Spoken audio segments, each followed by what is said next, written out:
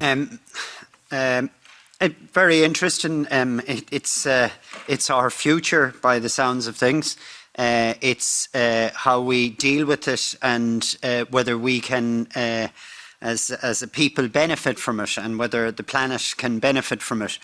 And there's a lot in what you've said there, Bert. It's all very well for me to be sitting down here on my comfy chair, swinging away, talking to you, and in a nice, comfortable climate. But maybe I mightn't be as fond of reducing the amount of work in agriculture if I had to do 80 hours a week at it. And there is a lot to that.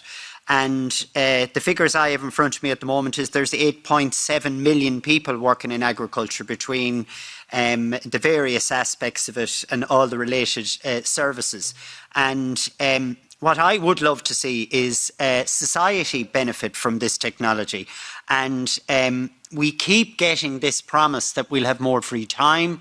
We keep getting this promise that technology will make life easier.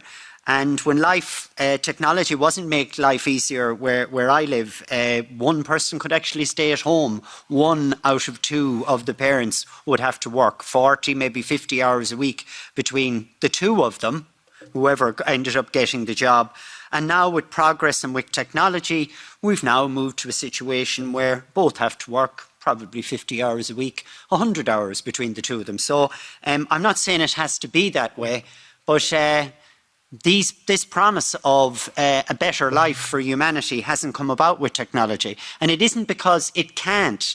It's because of the way we went about it. And it could. So I would like to see artificial intelligence there if it did benefit people. And if not only it reduced some people having to do back-breaking work for 80 hours a week. My father worked on a building site all his life, and who wants to do hard labour? But if we can have a situation where maybe people wouldn't have to work as long, but they would get the same dividend out of it, and what money they would get out of it would be able to buy enough services so that they'd be able to have a good quality of life. And I don't think anyone would disagree with that.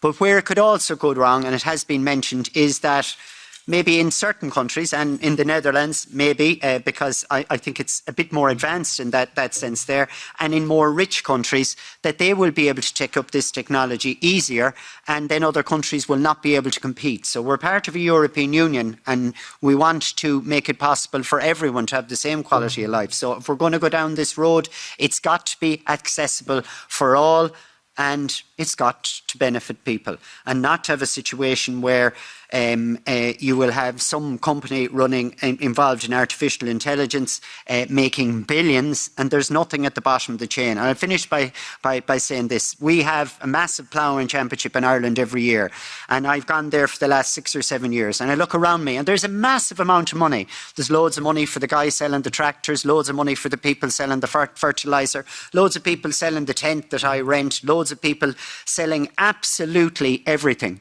And then you see the farmers walking around with holes in their shoes going to these events because they're the only ones who don't get anything out of this.